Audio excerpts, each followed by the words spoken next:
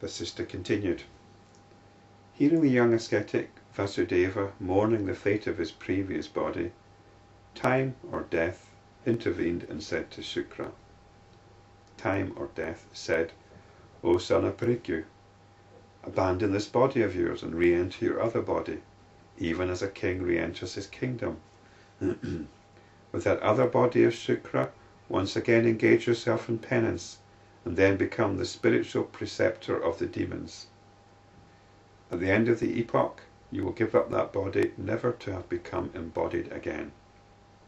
Having said this, time vanished at that very place. Sukra and Bhrgu were great gurus, great rishis, and Bhrgu was the progenitor of a whole clan of sages, a whole lineage, and as was Sukra. And Sukra became the guru, the preceptor of the asuras that are described here as demons. I'm not quite sure how appropriate the term demon is, because they weren't always evil. They were certainly powerful gods who had a lust for power. I think we normally translate the term as titans, just very powerful beings that can challenge the gods. Thereupon Sukra abandoned the body of Vasudeva, in which he had performed intense penance on the bank of the river Samanga, and re-entered the decayed body of Sukra, the son of the sage Bhrgu.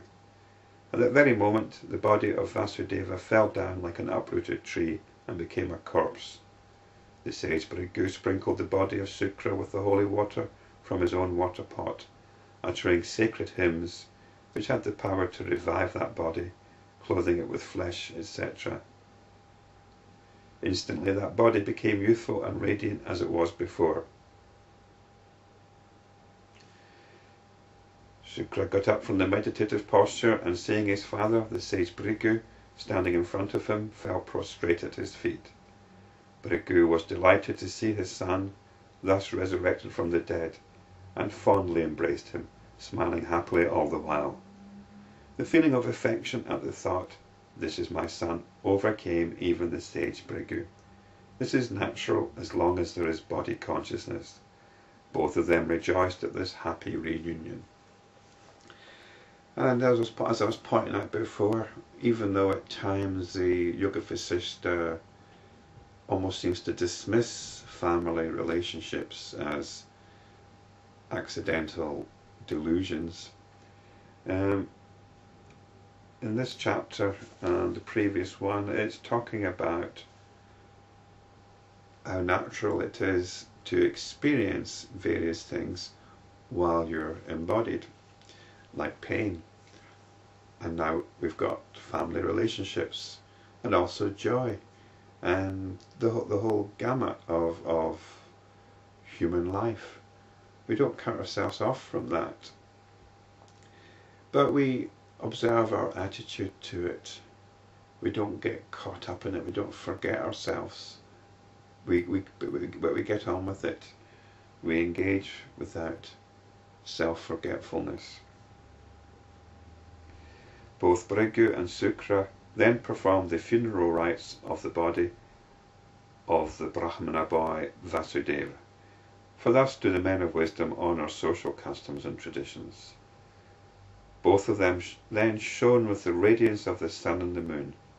They who were surely the spiritual preceptors of the whole universe roamed the world.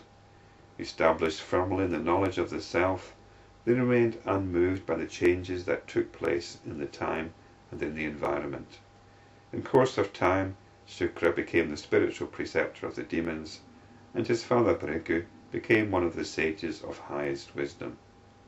Such is the story of the sage Sukra, who on account of his infatuation with a nymph wandered in countless wombs.